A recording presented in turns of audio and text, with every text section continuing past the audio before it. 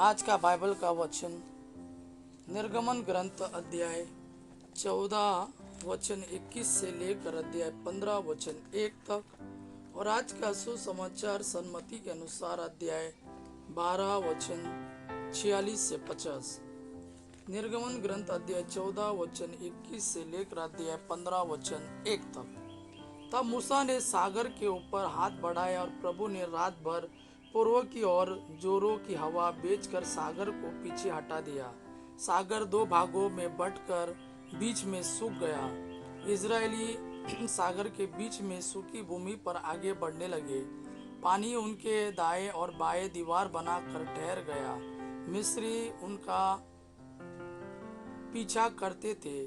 फिरौन के सब घोड़े, उसके रथ और उसके घुड़सवार सागर की तह पर उनके पीछे चलते थे।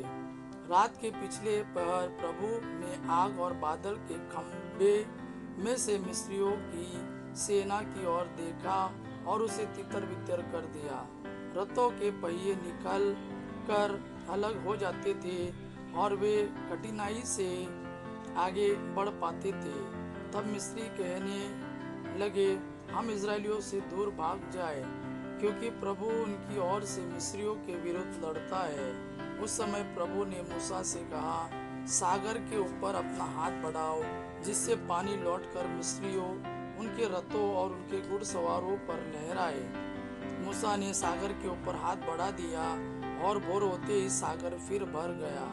मिस्री भागते हुए पानी में जा घुसे और प्रभु ने उन्हें सागर के बीच में ढकेल दिया। समुद्र की तरह तह पर इजरायलियों का पीछा करने वाली फिरौन की सारी सेना के रथ और घुड़सवार लौटने वाले पानी में डूब गए। उनमें एक भी नहीं बचा। इजरायली तो समुद्र की सूखी तह पार कर गए। पानी उनके दाएं और बाएं दीवार बनकर ठहर गया था। उस दिन प्रभु ने इजरायलियों को मिस्रियों के हाथ से छुड़ा दिया। इजरायलियों ने समुद्र के किनारे पर पड़े हुए मरे मिस्रियों को देखा।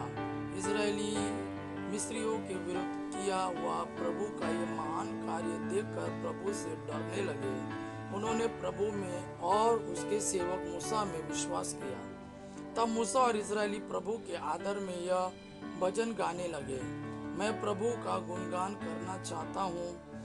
उसने अपनी महिमा प्रकट की है। उसने घोड़ों के साथ घुड़सवार को समुद्र में फेंक दिया है। आज का सुसमाचार सन्मति के अनुसार अध्याय 12 वचन 46 से 50। ईसा लोगों को उपदेश दे रहे थे कि उनकी माता और भाई आए। वे घर के बाहर थे और उनसे मिलना चाहते थे। किसी ने ईसा से कहा, देखिए आपकी माता और आपके भाई बाहर है, वे आपसे मिलना चाहते हैं। ईसा ने उससे कहा, कौन है मेरी माता, कौन है मेरे भाई? और हाथ से अपने शिष्यों की ओर संकेत करते हुए उन्होंने कहा, देखो ये है मेरी माता और मेरे भाई। क्योंकि जो मेरे स्वर्गिक पिता की इच्छा पूरी करता है वही है मेरा भाई, मेरी बहन और मेरी माता। यह प्रभु का वाणी है। प्रभु को धन्यवाद।